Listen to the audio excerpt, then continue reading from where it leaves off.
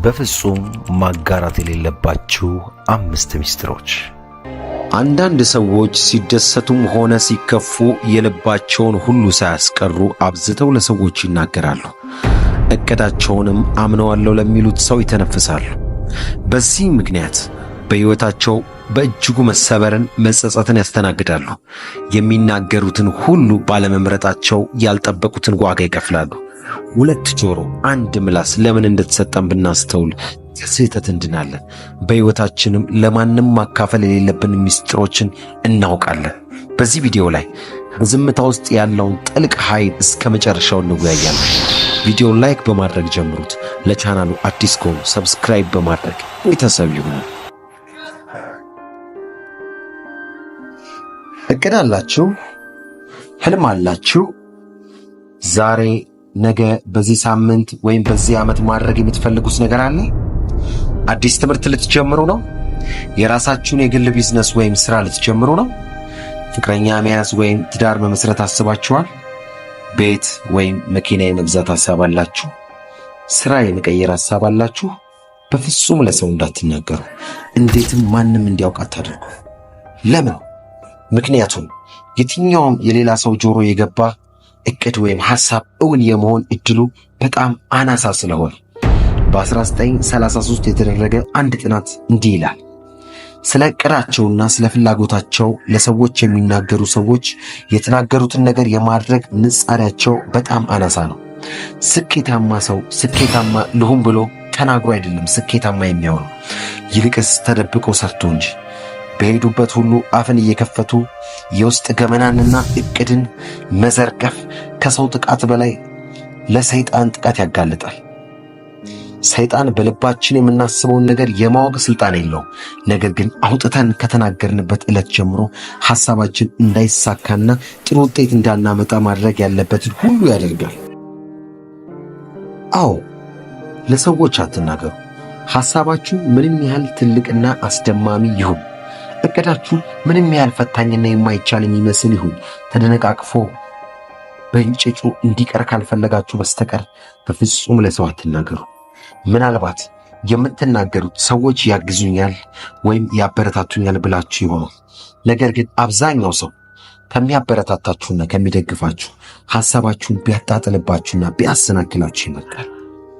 ጓደኛችሁ ይሁን፣ ዘመዳችሁ ይሁን፣ የሕይወት አጋራችሁም ይሁን ለውጣችሁን ቢፈልግም እንድትበልጡት ግን እንደማይፈልግ ጠንቅቃችሁ ማወቅ አለባችሁ። ስለዚህ ቃላት እየመረጠን ቢሆን ያሰባችሁትን እንዳታደርጉ ወይም ማድረግ እንደማትችሉ የሚያመለክቱ በጣም ብዙ ተጨባጭ ማስረጃዎችን ይሰጧችኋል። የእውነት በሕይወታችሁ ለውጥ ማምጣት የምትፈልጉ ከሆነ፣ የምር ስኬታማ መሆን የምትፈልጉ ከሆነ፣ ከልባችሁ አንድ እርምጃ ወደፊት መራመድ የምትፈልጉ ከሆነ ስለ የትኛውም እርምጃችሁ ለማንም ትንፍሽ እንዳትሉ። ማንም ፊት አፋችሁን አትክፈቱ። የምትናገሩት ከሚጠፋ የወለዱት ይጥፋ እንደሚባለው አሊ እምነት ዕዳ ነው።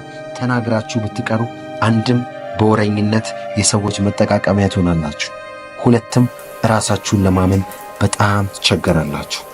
አዎ ወዳጆቼ፣ ጸጥ ለጥ ብላችሁ ስሩ። ለሚረዳህ ለሚፈልግህም ለማይፈልገውም በቃላት ጋጋታ ለማስረዳት ከመሞከር በፊት ሰርተ ብቻ ለማሳየት ነው። በገዛ እጅ ባባከንከው የግል ሚስጥርህ ራስን ተጠቂ አታድርግ።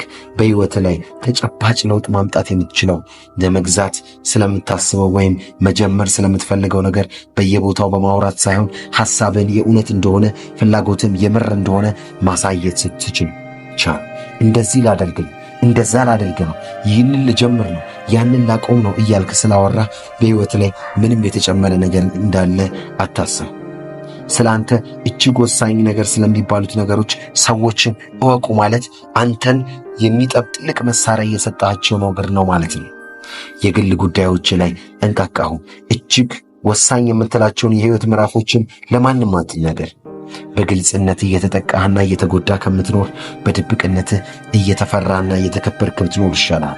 ማንም የሚንቀውንና የሚያውቀውን እንጂ የማያውቀውን አይንቅም። ጉድጓዳን ውስጥ ያስቀመጥከውን ነገር ሁሉ ለሰው እያሳየህ እንዲንቅህ እንዲጠየፍ አታድርግ። ዓለም የምትሆነው ለሚስጥረኞች ብቻ እንጂ ሚስጥራቸውን ለሚያባክኑ ሰዎች እንዳልሆን ጠንቅቀህ እወቅ።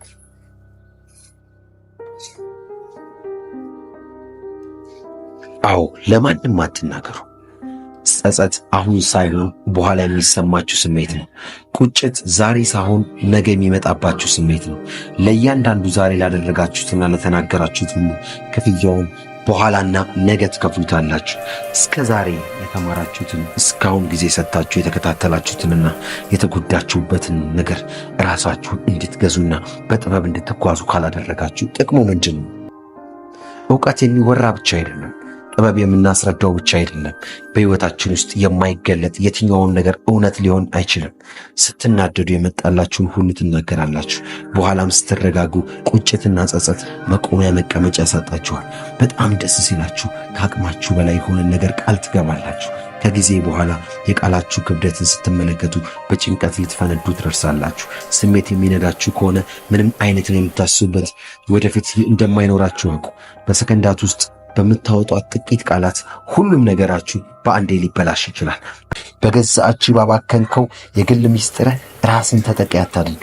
በሕይወት ላይ ተጨባጭ ለውጥ ማምጣት የምትችለው ለመግዛት ስለምታስበው ወይም መጀመር ስለምትፈልገው ነገር በየቦታው በማውራት ሳይሆን ሐሳብን የእውነት እንደሆነ ፍላጎትም የምር እንደሆነ ማሳየት ስትችል ብቻ ነው።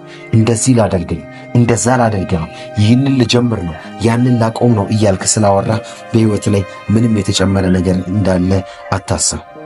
ስለ አንተ እጅግ ወሳኝ ነገር ስለሚባሉት ነገሮች ሰዎችን እወቁ ማለት አንተን የሚያጠቁበትን ትልቅ መሳሪያ እየሰጣቸው ነገር ነው ማለት ነው። የግል ጉዳዮች ላይ ጠንቃቃሁ። እጅግ ወሳኝ የምትላቸውን የሕይወት ምዕራፎችን ለማንም አትናገር። በግልጽነት እየተጠቃህና እየተጎዳ ከምትኖር በድብቅነትህ እየተፈራና እየተከበርክ ብትኖር ይሻላል። ማንም የሚንቀውንና የሚያውቀውን እንጂ የማያውቀውን አይንቅም። ጉድጓዳ ውስጥ ያስቀመጥከውን ነገር ሁሉ ለሰው እያሳየህ እንዲንቅህ እንዲጠየፍ አታድርግ። ዓለም የምትሆነው ለሚስጥረኞች ብቻ እንጂ ሚስጥራቸውን ለሚያባክኑ ሰዎች እንዳልሆን ጠንቅቀህ እወቅ። ውድ የቻናል 5 ሚስጥሮች በጥልቀት እንመለከታለን። ለዚህ የቁም ነገር ቻናል አዲስ ከሆናችሁ ሰብስክራይብ፣ ላይክ፣ ሼር በማድረግ ጀምሩት። ለቁም ነገር እንደመጣ ሰው ቪዲዮውን እስከ መጨረሻ ድረስ ተመልከቱት። ካልጨረሳችሁት ባትጀምሩት ይመረጣል። ምንም ያህል ቅርበት ከሰዎች ጋር ቢኖረን ለማንም ማጋራት የሌለብን እነዚህን 6 ነገሮች አንድ በአንድ እንመለከታቸዋለን። ከዛም ከማየት ባለፈ በሕይወታችን ተገብራቸዋለን። ካላስፈላጊ ቁስለትና የልብ ስብራት ራሳችንን እንጠብቃለን። በተለይ 4ኛውና 5ኛው መራራ ቢሆንም በጣም ይጠቅማቸዋል። እስከ መጨረሻው ተመልከቱት። 1ኛ የስኬትህ ሚስጥር። ይህ ማለት ለሰዎች ምቀኛ በመሆን ወይም በክፋት ሰዎች አንተ የደረስክበት እንዳይደርሱ ከማሰብ ሳይሆን እኛ ስለ ራሳችን የስኬት ሚስጥር ለሰዎች ብንናገርና ብናሳይ ይህ እኛ የደረስንበት የስኬት ሚስጥር ለሌሎች ላይ ሰራ ይችላል። በዚህ ውስጥ ደግሞ ሰዎች የኛን ስኬት ሚስጥር ሞክረው ባይሳካላቸው ድንገት ለኛ ያላቸው አሜኔታ ልናጣው እንችላለን። እንደውም በክፋት የሆነ ነገር እንደደበቅናቸው በማሰብ ጠላትም ሊያደርጉን ይችላሉ።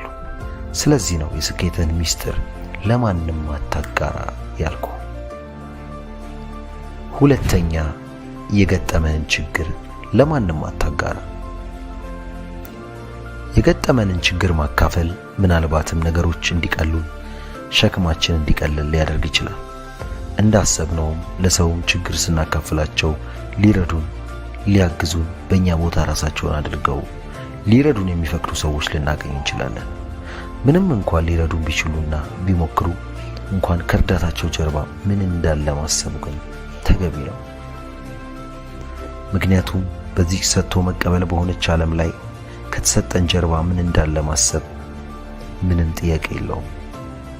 ይህን እንኳን በቀላሉ ብናልፈው፣ አንዳንዶች ደግሞ የእኛን መቸገርና ጭንቀታችንን፣ ገመናችንን ለነርሱ መናገራችን እንዲያላቸው እንኳን እንደሌላቸው ሲሆኑብን፣ ሊረዱን ሲችሉ እንዳልቻሉ የሚያስመስሉት ነገር ሊፈጠር ይችላል። ያም ደግሞ ልባችንን ያቆስለዋል።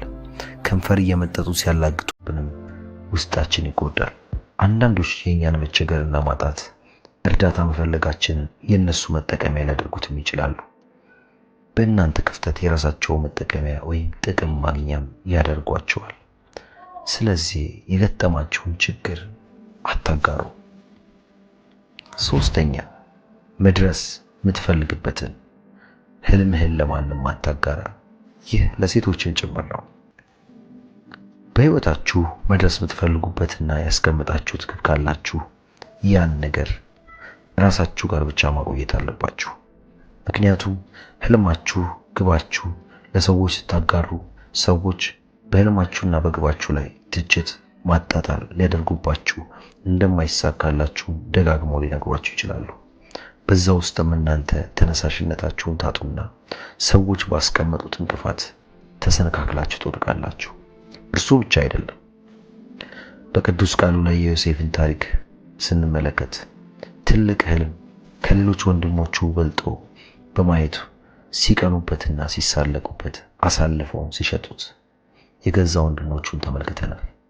ባለራዕይ ወይም ትልቅ ህልም የሚታያችሁ ሰዎች ስትሆኑ ከህልማችሁ ወይም ከህልምሽ የተነሳ ሰዎች እናንተን መጥላት፣ እናንተን ማጣጣል፣ እናንተ ላይ ማላገጥ ይጀምራሉ። ህልማችሁም እንዳይሳካና አካል እንዳይለብስ የተቻላቸውን ያህል ድንጋይ ይወርውሩባችኋል፣ ከቻሉ ይገሏችኋል። ስለዚህ ባካችሁ በህልማችሁ አትቀልዱ። መድረስ የምትፈልጉትን ህልማችሁን ለማንም አታጋሩ። አራተኛ፣ ገቢያችሁን ለማንም አታሳውቁ። ለማንም ምንም ያህል ገቢ እንዳላችሁ አታሳውቁ። ምክንያቱም ሰዎች በጣም ከባድ ፍጥሮች ነን። ገቢያችሁን ባወቁበት ቅጽበት በፊት ከሚያከብሯችሁ ማንነታችሁ ይቀየሩባችኋል፣ ይንቋችኋል። እስኪ በጥልቀት እንመልከቱ ይህን ሐሳብ። ገቢያችሁን ስታሳውቁ እነርሱ ከገመቱት በታች ከሆነ በሰዎች ለመናቅና ላለመከበር፣ ተሰሚነትን ለማጣት በፊት ታገኟቸው የነበሩትን ቦታዎች ሁሉ ታጣላችሁ። ለምን ይመስላችኋል? ሰዎች ማንነታችሁን በትንሿ ገቢና በትልቁ ገቢ ስለሚለኩት ነው። እሺ፣ ገቢያችሁ እነርሱ ከሚጠብቁት የበለጠ ከሆነስ? ለራሳችሁ ትልቅ የቅናትና የእንቅፋት አለት አስቀምጣችሁ ማለት አይደል? ሰዎች ይህን ያገኛችሁትን ነገር ከቻሉ ሊቀሟችሁ፣ ሊዘርፏችሁ አሊያም ሊገድሏችሁ ሊሞክሩ ይችላሉ። በተመሳሳይ ደግሞ ስማችሁን በማጥፋት የእናንተ ጥረት ውጤት እንዳልሆነ ለሰዎች ሁሉ ስማችሁን ሊያውጁ ይችላሉ። ስለዚህ ነው ገቢህን ለማንም አታሳውቅ ያልኩ። በመጨረሻ የምናየው የቤተሰቦቻችሁን ችግር ለማንም አታጋሩ። ቤተሰቦቻችን ብዙ አይነት ችግሮች ሊገጥሟቸው ይችላሉ። የጤና፣ የኢኮኖሚ፣ የትዳር፣ ብቻ ብዙ አይነት ችግር ይፈጠራል። እኛም የቅርባችን ለምንላቸው የቤተሰቦቻችን ችግር ሄደን ተናግረን እረፍትን ለማግኘት አስበን ለሰዎች ልናጋራ እንችላለን። ነገር ግን አንዳንዴ ይህ እረፍት አገኝበታለሁ ብለን አስበን የተናገርነው ማንኛውም ችግራችን ሌላ መዘዝ ይዞ ሌላ ጣጣ ይዞብን ሊመጣ ይችላል። ምናልባትም ባለትዳር ከሆነን እስከ መለያየት ችግሩን ሊያባብሰው ይችላል። እንደው ችግሩ በጣም ሲከፋ እያያችሁ ዝም በሉ ባለም ቢያንስ ለምትናገሩት ሰው ማንነት በደንብ መርምሩ። አለበለዚያ የሰዎች መጠቀሚያ ትሆናላችሁ። እስቲ አንዴ አይናችሁን ጨፈን አድርጉና ይናስቡ። ዓለም ልክ አንድ ትልቅ የካርታ ጨዋታ ብትሆንና በዚህም የህይወት ጨዋታ ውስጥ ህጉ አንድ ቢሆን ታውቃላችሁ፣ የሚያሸንፈው ህጉን የደበቀው እንጂ ህጉን ለተጋጣሚ ያሳየው አይደለም። በዚህ ቪዲዮ በየመንገዱ፣ በየሶሻል ሚዲያው፣ በየካፌው ሰዎች ሁሉንም ነገር ለዓለም ለመዝራት ሲጣደፉ፣ ስለ እቅዳቸው ሲጮሁ፣ ስለ ፍቅር ህይወታቸው ሲያወሩ፣ ስለ ንብረትና ሀብታቸው ሲያወሩ፣ እንዲያውም ገና ስላልተፈጠረው ነገር ሳይቀር ሲተናገሩ መታየቱ የሚያመጣውን መዘዝና ለራሳቸው ማስቀረት ያለባቸውን ወሳኝ 10 ነገሮች ይሰጣል። ለቻናላችን አዲስ የሆናችሁ ቻናሉን ሰብስክራይብ፣ ላይክ በማድረግ እንዲሁም በኮሜንት እንድትሳተፉ ከእውቀት ማዕድ እንድትቋደሱ እጋብዛችኋለሁ። በዚህ ጊዜ ሁሉም ሰው መጽሐፍን ማንበብ፣ ሁሉም ሰው ገጹን ገልጦ እባካችሁ አንብቡኝ እያለ ይለምናል። ግን ወዳጄ አንድ ጥያቄ ልጠይቅህ፣ መጽሐፉን አንብበህ ስትጨርስ ምን ታደርገዋለህ? መልሱ ቀላል ነው። ወደ መደርደሪያው ወርውረህ ወደ ሌላ አዲስ መጽሐፍ ትሄዳለህ። የተነበበ ማንነት ያበቃለት ማንነት። ታዲያ በዚህ በጫጫታ በበዛበት ዓለም ውስጥ አንዳንድ ሰዎች እንዴት ጸጥ ብለው ዓለምን አንቀጥቅጠዋት ይኖራሉ? መልሱ የካርታ ጨዋታቸው ላይ ነው። ብልህ ሰዎች ዓለምን የሚመሩ ሰዎች ወይም እውነተኛ ውስጥ ሰላም ያላቸው ሰዎች ዝምታ የሚባል መከላከያ ግንብ አላቸው። እነርሱ ምን መናገር እንዳለባቸው ብቻም ሳይሆን ምን መደበቅ እንዳለባቸው ጠንቅቀው ያውቃሉ። ዛሬ እኔና አንተ የምናደርገው ጉዞ ወደ እነዚህ ብልህ ሰዎች የህይወት ጥበብ ነው።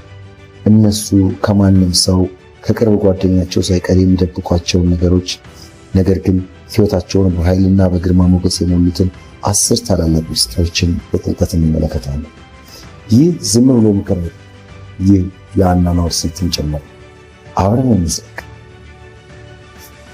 የመጀመሪያውና ምናልባትም የብዙዎቻችንን ህልም የሚቀብረው ትልቅ ስህተት ቀጣዩ እርምጃን ለሰዎች መናገር። እስቲ እናስተውል። አንድ ትልቅ ሐሳብ ይመጣልሃል።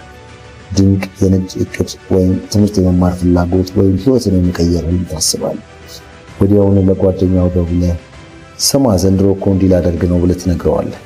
ጓደኛም ዋው ጎበዝ አሪፍ ነው ይልሃል። በዚህ ጊዜ ምን እንደተፈጠረ ታውቃለህ? አእምሮ ስራውን ሰጥቶ የጨረሰ ያህል እርካታ ይሰማዋል። ያን ስራ ለመስራት የሚያስፈልገውን የውስጥ እሳት በወሬ አውጥተህ ጨረስከው ማለት ነው። ብልህ ሰዎች ግን እንደዚህ አይደሉም። ቀጣዩ እርምጃቸው ምን እንደሆነ ማንም አያውቅም። እንደ ድመት ድምፃቸውን አጥፍተው ይራመዳሉ። ሰዎች የሚሰሙትን የለፉበትን ሂደት ብቻ ሳይሆን የተሳካለችን ውጤት ብቻ መናገር መቻል አለባቸው። አየህ፣ እቅድህን ስትናገር እንቅፋትን ታበዛለህ። ምቀኛው ይሰማል፣ ተስፋ አስቆራጩ ይበዛል፣ ወይም ደግሞ ሐሳብን የሚሰርቅ ሰው ይኖራል። ስለዚህ እባክህ ቀጣዩ የህይወት ሙቭህን ወይም እርምጃህን እንደ ቼዝ ጨዋታ በምስጢር ያዘው። ሰዎች ውጤቱን አይተው ይደንግጡ እንጂ እቅድህን ሰምተው አይዘጋጁም። ሁለተኛውን የሚስጥር ጥበብ ለማወቅ ሂስህን አለማሳየት ነው። ይህ የገንዘብ ጉዳይ ብቻ አይደለም፣ ይህ የነፃነት ጉዳይ ነው። በባንክ አካውንት ስንት ብር አለ? ደሞዝ ስንት ነው? ወይም ምን ያህል ንብረት አለ? ለሰዎች በተናገር ቁጥር ሰዎች ከአንተ ጋር ያላቸውን ግንኙነት በዛ ልክ መቀየስ ይጀምራሉ። ብዙ ብር ካለ ወዳጅ መስለው የሚጠጉ ጥገኛ ተባዮች ይበዛሉ። ብር ከሌለ ደግሞ የአንተን ማንነት በኪስ ልክ ሰፍተው የሚነቁ ሰዎች ይመጣሉ። ብልህ ሰው የገንዘብ መጠኑ እንቆቅልሽ ያደርገዋል። ሲያዩት የሞላለት ይመስላል፣ ሲቀርቡት ግን እርግጠኛ መሆን አይችሉም። ይህ አሻሚነት ክብር ይሰጣል። ሰዎች አንተን ስለ ማንነትህ እንጂ ስለ ገንዘብ ብለው እንዳይቀርቡ ያደርጋል። የአንተ የገንዘብ አቅም ጸጥታ ይወዳል፣ ድህነትም ጸጥታ ይወዳል። የትኛውም ደረጃ ላይ ሆን የኪስ ቁልፍ የአንተና የአንተ ብቻ መሆን አለበት። ሶስተኛና እጅግ በጣም ወሳኙ ነገር የቤተሰብ ሚስጥር ነው። አስተውለህ ከሆነ አንዳንድ ሰዎች ከትዳር አጋራቸው ጋር ሲጣሉ ወይም ሲጋጩ፣ ከወንድሞቻቸው ጋር ሲጋጩ ስልካቸውን አንስተው ለጓደኞቻቸው ይናገራሉ። ሚስቴ እኮ እንዲያደረገች ወይም ባሌ እኮ እንዲበደለኝ ይላሉ። ይህ ትልቅ የዋህነት ነው። ዛሬ የሚታማው ወንድም ነገ ታርቃ አብረው ትበላለህ። ነገር ግን የነገርከው ሰው ያንተን ወንድም ወይም ያንቺን ባል ለዘላለም በዛ በነገርሽው ጥቁር መነጽር ልክ ነው የሚያ። የቤትህን ክብር በገዛ አፍህ አትግፋው። ብልህ ሰው የቤቱን ግድግዳ ወፍራም፣ ጩኸቱ ከቤት አይወጣም፣ ደስታው ማዘኑም ከቤቱ ግድግዳ ውስጥ ይቀራል። ቤተሰብ ማለት ምሽግ ነው። የምሽግን ቅጥር እንዴት አሳልፈህ ለጠላት ትሰጣለህ? ሰዎች ስለ ቤተሰብ ሲያስቡ አንድነትና ፍቅር ብቻ ይታያቸው። ችግሩን በርህን ዘግተህ ፍታው። ይህ ትልቅ የብስለት ምልክት ነው። አራተኛው ነጥብ የበጎነት ስራህን ደብቅ የሚለው ነው። በዚህ ዘመን መስጠት ቢዝነስ ወይም ንግድ ሆኗል። ካሜራ ይዞ መርዳት፣ ፎቶ እያነሱ ማብላት የተለመደ ነው። ግን እውነት እልሃለሁ ካሜራ ፊት የተደረገ መልካምነት ሁሉ መልካምነት ሳይሆን ትወና ነው። ብልህ ሰዎች ግን የሰጡት እጃቸው እንጂ አፋቸው እንኳን አይናገርም። አንድን ሰው ስትረዳ ያ ሰው አንገቱን እንዲደፋ አታድርግ። እርዳታ የዛን ሰው ክብር የሚነካ ከሆነ እርዳታ ሳይሆን ስድብ ነው። ስታደርግ በድብቅ አድርግ። ያኔ ህሊናህ ይሞላል፣ ፈጣሪ ያይሃል፣ ራስህ ትረካለህ። ሰዎች እከሌ እኮ ለጋስ ነው ብለው እንዲያወሩልህ አትፈልግ። የሰጠኸውን እርሳ፣ የተቀበልከውን ግን መቼም አትርሳ። ይህ አይነቱ ስነ ልቦናዊ ልዕልና ነው ሰዎች በናፍቆት እንዲያዩ የሚያደርግ። አምስተኛው ነጥብ ድክመትህንና ፍርሃትህን አታጋልጥ። ሰው ነህ፣ ትፈራለህ፣ ትጨነቃለህ፣ የምትደክምበት ቦታ አለ። ይህ ተፈጥሮ። ነገር ግን ዓለም ጨካኞች መሆኑን አትርሳ። ደካማነትህን ለሰዎች ማውራት ማለት ጠላትህ የት ቦታ ቢመታው የሚያደክም መሳሪያ ያቀበልከው ነው ማለት ነው። እኔ እኮ እንደዛ አይነት ሰው አይመችም፣ እኔ እኮ ይህ ነገር ያስፈራል በየቦታ የምታወራ ከሆነ ሰዎች ይህን መረጃ መስግበው ይዙታል። አንድ ቀንም አንተን መጣል ሲፈልጉ በዛ ድክመት ይጠቀሙባል። ብልህ ሰው ግን ድክመቱን በጓዳ ውስጥ ያስተካክላል። ለሰዎች ግን የጠነከረው ጎኑን ብቻ ያሳያል። ልክ እንደ ዳክዬ በውሃ ውስጥ እግሩን እያፍጨረጨረ የሚሆን ከላይ ሲታይ ግን በሰከነ መንፈስ ይዋኛል። አንተም እንደዛው ውስጥ ቢጨነቅም ፊት ግን መረጋጋትን ይለበስ። ስድስተኛ ቂምና ጥላቻን አታውራ። ይህ በጣም ትልቅ የሆነ ስለምንማት አንድ ሰው ጎድቶክ ይሆናል፣ ልብህንም ሰብሮት ይሆናል። ያን ሰው እንደጠላሁና እንድትጠየቀው ለሰዎች በተናገርክ ቁጥር አንተም አሁንም የዛ ሰው እስረኛ እንደሆነ እያሳየህ ስለ ጠላት ታወራለህ ማለት ጠላት በአንተ ህይወት ውስጥ ትልቅ ቦታ አለው ማለት ነው። ብልህ ሰው ጠላቱን በዝምታ ይቀጣል ወይ ይቅር ይላል። ካልሆነ ደግሞ ያ ሰው በህይወት ውስጥ እንዳልነበር አድርጎ በመርሳት ትልቁን ንቀት ያሳያል። እመነኝ፣ ለአንድ ሰው ከጥላቻ የበለጠ የሚጎዳው ነገር ቦታ መስጠት። ስለዚህ ስለ እከሌ ምን ታስባለህ ተብለህ ስትጠይቅ በጭራሽ ስለሱ አስቤ አላቅም መልስ። ይህ እውነተኛ ኃይልህን የልብህን ጓዳ በጥላቻ ቆሻሻት ለሰዎች ይህንን ቆሻሻ ባታሳይ ይመረጣል። ሰባተኛው ጥልቅ ፍልስፍናህን ወይም እምነትህን ለሁሉም አትበትን። ሁሉም ሰው አንተ የደረስክበትን የብስለት ደረጃ ላይ አልደረሰም። ለአንዳንድ ሰዎች ጥልቅ የሆነ እውነትን መናገር ለአሳማ እንቁ እንደመስጠት ነው። እንቁን ይረግጡታል እንጂ አይቀበሉትም። አንተንም መልሰው ያታልሉሃል። አመለካከትህን ለማስረዳት ጎሮሮ እስኪደርቅ የምትከራከር ከሆነ ጉልበትን እያባከንክ ነው። ብልህ ሰው እንደ ሰውየው አቅም ነው የሚያወራው። የገባውን ዝም ብሎ ያልፋል። አየህ ወዳጄ፣ እውነት ራሷን መከልከል ትችላለች ወይም ራሷን መከላከል ትችላለች። ያንተ ጠበቃነት አያስፈልጋትም። ስለዚህ የህይወት እይታህን ለሚገባቸው ጥቂት ሰዎች ብቻ አካፍል። ለሌላው ግን ዝምታ ከንግግር በላይ ያስተምራል። ስምንተኛ የህክምና ታሪክ ህመምህን አታውራ። በእርግጥ ህመምህን ለሐኪም ለቤተሰብ መናገር አለብህ። ነገር ግን ለምታገኘው ሰው ሁሉ ወገቤን አመመኝ፣ ሆዴን እንዲያደረገኝ፣ መድኃኒት እየዋጥኩ ነው እያልክ የምትናገር ከሆነ ሰዎች በአዘኔታ አይን ማየት ይጀምራሉ። አዘኔታ ደግሞ የክብር ተቃራኒ ነው። ሰዎች አይዞህ እንዲሉ አትፈልግ። ሰዎች እንዴት ጠንካራ ሰው ነው እንዲሉ ስራ። ብልህ ሰው ህመማቸውን በጽናት ያሳልፋሉ። ድንጋይ ቢጫንባቸው እንኳን እንደ ጥጥ ቀላል ይሆንላቸዋል። እንደ ጥጥ ቀላልም አድርገው ስቃያቸውንም ደብቀው ይሄዳል። ይህ የጀግንነት መገለጫ ነው። ህመምህን መደበቅ ስትችል ጤንነት ወደ አንተ ይቀርባል። ምክንያቱም የሰዎችን አሉታዊ ኃይል ሳይሆን የራስን የውስጥ ጥንካሬ ስለምትጠቀም በቀላሉ ይሳካልሃል። ዘጠነኛው ስለ ትናንት ጀብዱ አታውራ። ይህ የብዙዎቻችን በሽታ ነው። እኔ ድሮ እንዲህ ነበርኩኝ፣ ድሮ እኮ እንዲህ እናደርግ ነበር እያሉ የሞተ ታሪክ መተረክ ትልቅ ውድቀት ነው። ወዳጄ ትናንት አልፏል። የትናንት ጀግንነት ለዛሬው ማንነት ዋስትና አይሆንም።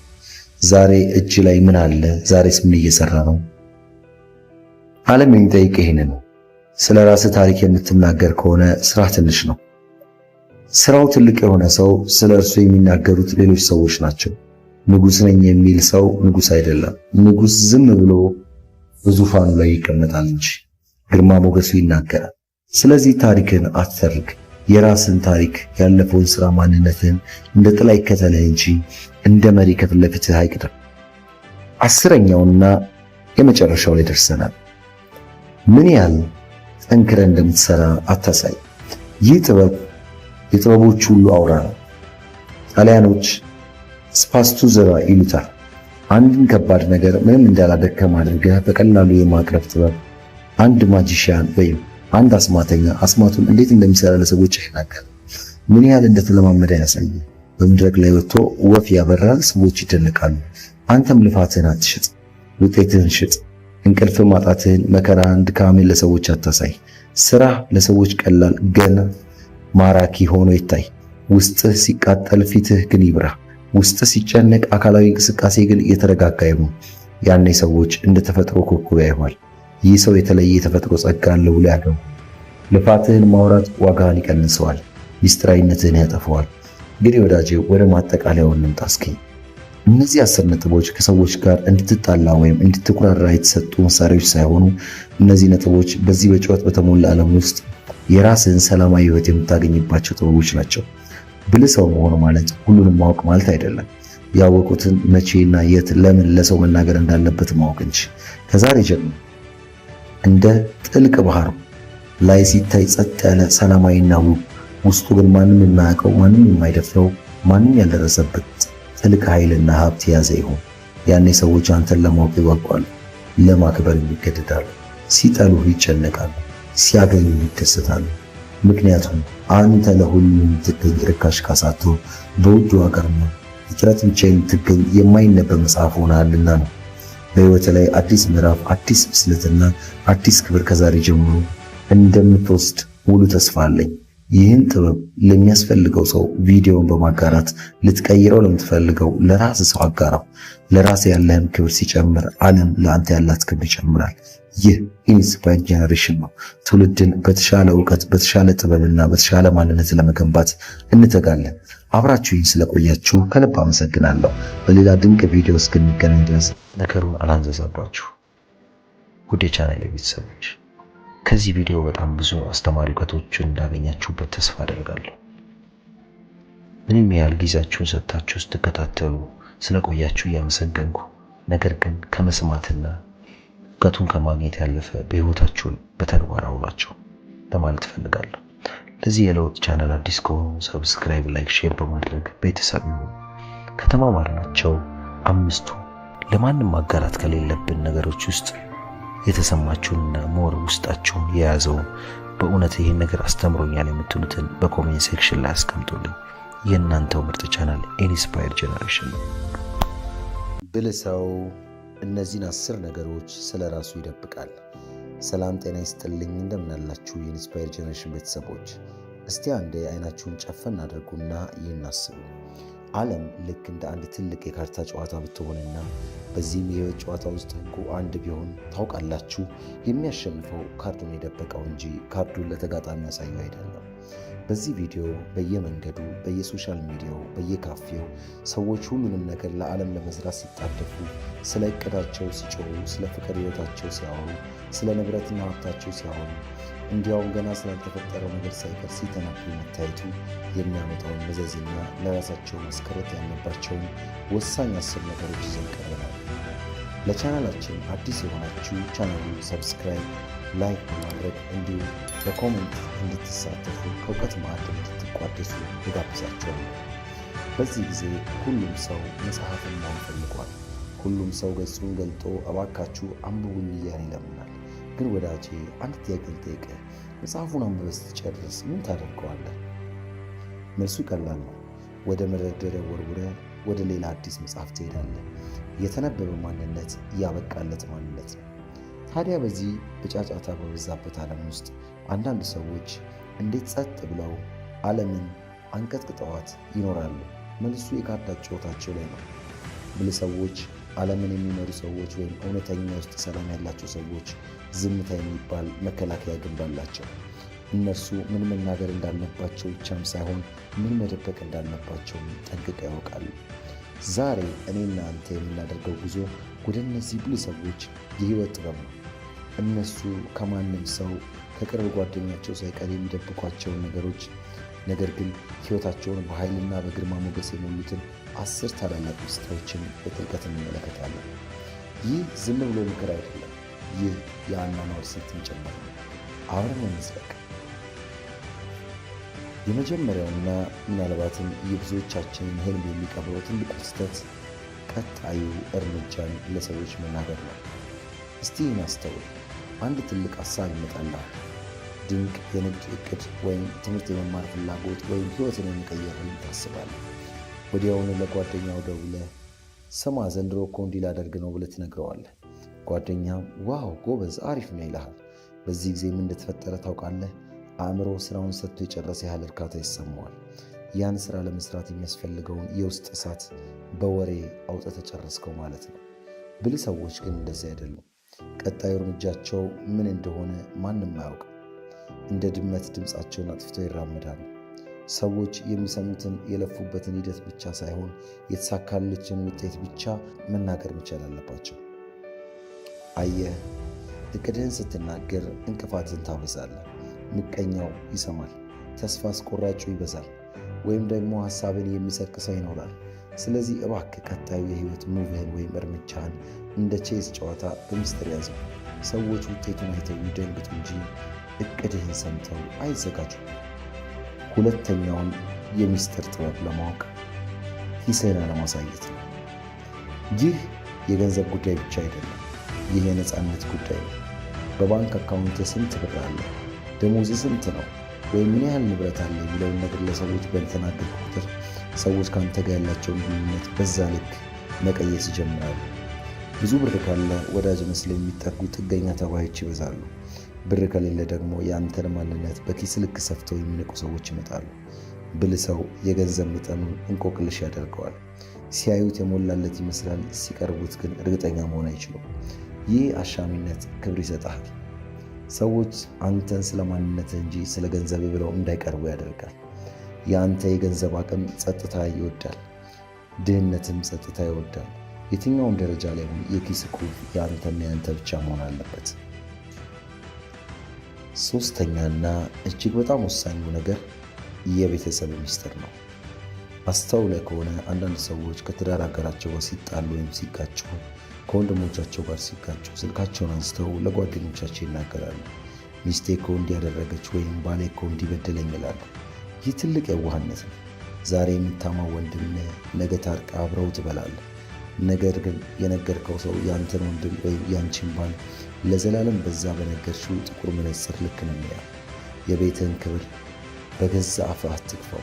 ብልህ ሰው የቤቱን ግድግዳ ወፍራም ነው፣ ጩኸቱ ከቤት አይወጣም፣ ደስታው ማዘኑም ከቤቱ ግድግዳ ውስጥ ይቀራል። ቤተሰብ ማለት ምሽግ ነው። የምሽግን ቅጥር እንዴት አሳልፈ ለጠላት ትሰጣለህ? ሰዎች ስለ ቤተሰብ ሲያስቡ አንድነትና ፍቅር ብቻ ይታያቸው። ችግሩን በርህን ዘግተህ ፍታው። ይህ ትልቅ የብስለት ምልክት ነው። አራተኛው ነጥብ የበጎነት ሥራህን ደብቅ የሚለው ነው። በዚህ ዘመን መስጠት ቢዝነስ ወይም ንግድ ሆኗል። ካሜራ ይዞ መርዳት፣ ፎቶ እያነሱ ማብላት የተለመደ ነው። ግን እውነት እልሃለሁ ካሜራ ፊት የተደረገ መልካምነት ሁሉ መልካምነት ሳይሆን ትወና ነው። ብልህ ሰዎች ግን የሰጡት እጃቸው እንጂ አፋቸው እንኳን አይናገርም። አንድን ሰው ስትረዳ ያ ሰው አንገቱን እንዲደፋ አታድርገው። እርዳታ የዛን ሰው ክብር የሚነካ ከሆነ እርዳታ ሳይሆን ስድብ ነው። ስታደርግ በድብቅ አድርግ። ያኔ ህሊናህ ይሞላል፣ ፈጣሪ ያይሃል፣ ራስህ ትረካለህ። ሰዎች እከሌ እኮ ለጋስ ነው ብለው እንዲያወሩልህ አትፈልግ። የሰጠኸውን እርሳ፣ የተቀበልከውን ግን መቼም አትርሳ። ይህ አይነቱ ስነ ልቦናዊ ልዕልና ነው ሰዎች በናፍቆት እንዲያዩ የሚያደርግ። አምስተኛው ነጥብ ድክመትህንና ፍርሃትህን አታጋልጥ። ሰው ነህ፣ ትፈራለህ፣ ትጨነቃለህ፣ የምትደክምበት ቦታ አለ። ይህ ተፈጥሮ ነው። ነገር ግን ዓለም ጨካኞች መድረክ መሆን አትርሳ። ደካማነትህን ለሰዎች ማውራት ማለት ጠላትህ የት ቦታ ሊመታ እንደሚያደክም መሳሪያ ያቀበልከው ነው ማለት ነው። እኔ እኮ እንደዚህ አይነት ሰው አይመቸኝም፣ እኔ እኮ ይህ ነገር ያስፈራኛል እያልከው የቦታ የምታወራ ከሆነ ሰዎች ይህንን መረጃ መዝግበው ይዙታል። አንድ ቀንም አንተን መጣል ሲፈልጉ በዛ ድክመት ይጠቀሙባል። ብልህ ሰው ግን ድክመቱን በጓዳ ውስጥ ያስተካክላል። ለሰዎች ግን የጠነከረው ጎኑን ብቻ ያሳያል። ልክ እንደ ዳክዬ በውሃ ውስጥ እግሩን እያፍጨረጨረ ቢሆንም ከላይ ሲታይ ግን በሰከነ መንፈስ ይዋኛል። አንተም እንደዛው ውስጥ ቢጨነቅም ፊት ግን መረጋጋትን ይለበስ። ስድስተኛ ቂምና ጥላቻን አታውራ። ይህ በጣም ትልቅ የሆነ የስነ ልቦና ጥበብ ነው። አንድ ሰው ጎድቶክ ይሆናል፣ ልብህንም ሰብሮት ይሆናል። ያን ሰው እንደጠላሁና እየተቀየምከው ለሰዎች በተናገርክ ቁጥር አንተም አሁንም የዛ ሰው እስረኛ እንደሆንክ እያሳየ ነው። ስለ ጠላት ታወራለህ ማለት ጠላት በአንተ ሕይወት ውስጥ ትልቅ ቦታ አለው ማለት ነው። ብልህ ሰው ጠላቱን በዝምታ ይቀጣል ወይ ይቅር ይላል። ካልሆነ ደግሞ ያ ሰው በሕይወት ውስጥ እንዳልነበር አድርጎ በመርሳት ትልቁን ንቀት ያሳያል። እመነኝ፣ ለአንድ ሰው ከጥላቻ የበለጠ የሚጎዳው ነገር ቦታ መስጠት ነው። ስለዚህ ስለ እከሌ ምን ታስባለህ ተብለህ ስትጠይቅ በጭራሽ ስለ እሱ አስቤ አላቅም ብለህ መልስ። ይህ እውነተኛ ኃይልህን፣ የልብህን ጓዳ በጥላቻ ቆሻሻ አትሙላ። ለሰዎች ይህንን ቆሻሻ ባታሳይ ይመረጣል። ሰባተኛው ጥልቅ ፍልስፍናህን ወይም እምነትህን ለሁሉም አትበትን። ሁሉም ሰው አንተ የደረስክበትን የብስለት ደረጃ ላይ አልደረሰም። ለአንዳንድ ሰዎች ጥልቅ የሆነ እውነትን መናገር ለአሳማ እንቁ እንደ መስጠት ነው። እንቁን ይረግጡታል እንጂ አይቀበሉትም። አንተንም መልሰው ያታልሉሃል። አመለካከትህን ለማስረዳት ጎሮሮ እስኪደርቅ የምትከራከር ከሆነ ጉልበትን እያባከንክ ነው። ብልህ ሰው እንደ ሰውየው አቅም ነው የሚያወራው። የገባውን ዝም ብሎ ያልፋል። አየህ ወዳጄ፣ እውነት ራሷን መከልከል ትችላለች ወይም ራሷን መከላከል ትችላለች። የአንተ ጠበቃነት አያስፈልጋትም። ስለዚህ የህይወት እይታህን ለሚገባቸው ጥቂት ሰዎች ብቻ አካፍል። ለሌላው ግን ዝምታ ከንግግር በላይ ያስተምራል። 8ኛ የህክምና ታሪክ ህመምህን አታውራ። በእርግጥ ህመምህን ለሐኪም ለቤተሰብ መናገር አለብህ። ነገር ግን ለምታገኘው ሰው ሁሉ ወገቤን አመመኝ፣ ሆዴን እንዲያደረገኝ፣ መድኃኒት እየዋጥኩ ነው እያልክ የምትናገር ከሆነ ሰዎች በአዘኔታ አይን ማየት ይጀምራሉ። አዘኔታ ደግሞ የክብር ተቃራኒ ነው። ሰዎች አይዞህ እንዲሉ አትፈልግ። ሰዎች እንዴት ጠንካራ ሰው ነው እንዲሉ ስራ። ብልህ ሰው ህመማቸውን በጽናት ያሳልፋሉ። ድንጋይ ቢጫንባቸው እንኳን እንደ ጥጥ ቀላል ይሆንላቸዋል። እንደ ጥጥ ቀላልም አድርገው ስቃያቸውንም ደብቀው ይሄዳሉ። ይህ የጀግንነት መገለጫ ነው። ህመምህን መደበቅ ስትችል ጤንነት ወደ አንተ ይቀርባል። ምክንያቱም የሰዎችን አሉታዊ ኃይል ሳይሆን የራስን የውስጥ ጥንካሬ ስለምትጠቀም በቀላሉ ይሳካልሃል። 9ኛው ስለ ትናንት ጀብዱ አታውራ። ይህ የብዙዎቻችን በሽታ ነው። እኔ ድሮ እንዲህ ነበርኩኝ፣ ድሮ እኮ እንዲህ እናደርግ ነበር እያሉ የሞተ ታሪክ መተረክ ትልቅ ውድቀት ነው። ወዳጄ ትናንት አልፏል። የትናንት ጀግንነት ለዛሬው ማንነት ዋስትና አይሆንም። ዛሬ እጅ ላይ ምን አለ? ዛሬስ ምን እየሰራ ነው? ዓለም የሚጠይቅ ይሄንን። ስለ ራስህ ታሪክ የምትናገር ከሆነ ስራ ትንሽ ነው። ስራው ትልቅ የሆነ ሰው ስለ እርሱ የሚናገሩት ሌሎች ሰዎች ናቸው። ንጉሥ ነኝ የሚል ሰው ንጉሥ አይደለም። ንጉሥ ዝም ብሎ በዙፋኑ ላይ ይቀመጣል እንጂ ግርማ ሞገሱ ይናገራል። ስለዚህ ታሪክን አትተርክ። የራስን ታሪክ፣ ያለፈውን ሥራ፣ ማንነትን እንደ ጥላ ይከተልህ እንጂ እንደ መሪ ከፊት ለፊትህ አይቅደም። 10ኛውና የመጨረሻው ላይ ደርሰናል። ምን ያህል ጠንክረህ እንደምትሠራ አታሳይ። ይህ ጥበብ የጥበቦች ሁሉ አውራ ነው። ጣሊያኖች ስፓስቱዘራ ይሉታል። አንድን ከባድ ነገር ምንም እንዳላደከም አድርገህ በቀላሉ የማቅረብ ጥበብ። አንድ ማጂሽያን ወይም አንድ አስማተኛ አስማቱን እንዴት እንደሚሰራ ለሰዎች አይናገርም። ምን ያህል እንደተለማመደ ያሳዩ። በመድረክ ላይ ወጥቶ ወፍ ያበራል፣ ሰዎች ይደነቃሉ። አንተም ልፋትህን አትሽጥ፣ ውጤትህን ሽጥ። እንቅልፍ ማጣትህን፣ መከራህን፣ ድካምህን ለሰዎች አታሳይ። ስራህ ለሰዎች ቀላል ግን ማራኪ ሆኖ ይታይ። ውስጥህ ሲቃጠል ፊትህ ግን ይብራ። ውስጥህ ሲጨነቅ አካላዊ እንቅስቃሴ ግን እየተረጋጋ ይሁን። ያኔ ሰዎች እንደ ተፈጥሮ ኮከብ ያዩሃል። ይህ ሰው የተለየ የተፈጥሮ ጸጋ አለው ብሎ ያከብረዋል። ልፋትህን ማውራት ዋጋህን ይቀንሰዋል፣ ሚስጥራዊነትህን ያጠፈዋል። እንግዲህ ወዳጄ ወደ ማጠቃለያው እንምጣ እስኪ። እነዚህ 10 ነጥቦች ከሰዎች ጋር እንድትጣላ ወይም እንድትኩራራ የተሰጡ መሳሪያዎች ሳይሆኑ እነዚህ ነጥቦች በዚህ በጩኸት በተሞላ ዓለም ውስጥ የራስህን ሰላማዊ ሕይወት የምታገኝባቸው ጥበቦች ናቸው። ብልህ ሰው መሆኑ ማለት ሁሉንም ማወቅ ማለት አይደለም። ያወቁትን መቼና የት ለምን ለሰው መናገር እንዳለበት ማወቅ እንጂ። ከዛሬ ጀምሮ እንደ ጥልቅ ባህር ላይ ሲታይ ጸጥ ያለ ሰላማዊና ውብ፣ ውስጡ ግን ማንም የማያውቀው ማንም የማይደፍረው ማንም ያልደረሰበት ጥልቅ ኃይልና ሀብት የያዘ ይሁን። ያኔ ሰዎች አንተን ለማወቅ ይጓጓሉ፣ ለማክበር ይገደዳሉ፣ ሲጠሉህ ይጨነቃሉ፣ ሲያገኙ ይደሰታሉ። ምክንያቱም አንተ ለሁሉም የምትገኝ ርካሽ ካሳቶ በውድ ዋጋና ፍጥረት ብቻ የምትገኝ የማይነበብ መጽሐፍ ሆነሃልና ነው። በሕይወት ላይ አዲስ ምዕራፍ፣ አዲስ ብስለትና አዲስ ክብር ከዛሬ ጀምሮ እንደምትወስድ ሙሉ ተስፋ አለኝ። ይህን ጥበብ ለሚያስፈልገው ሰው ቪዲዮውን በማጋራት ልትቀይረው ለምትፈልገው ለራስ ሰው አጋራው። ለራስ ያለህም ክብር ሲጨምር ዓለም ለአንተ ያላት ክብር ይጨምራል። ይህ ኢንስፓየርድ ጄኔሬሽን ነው። ትውልድን በተሻለ እውቀት፣ በተሻለ ጥበብና በተሻለ ማንነት ለመገንባት እንተጋለን። አብራችሁኝ ስለቆያችሁ ከልብ አመሰግናለሁ። በሌላ ድንቅ ቪዲዮ እስክንገናኝ ድረስ ሰላም ቆዩልኝ።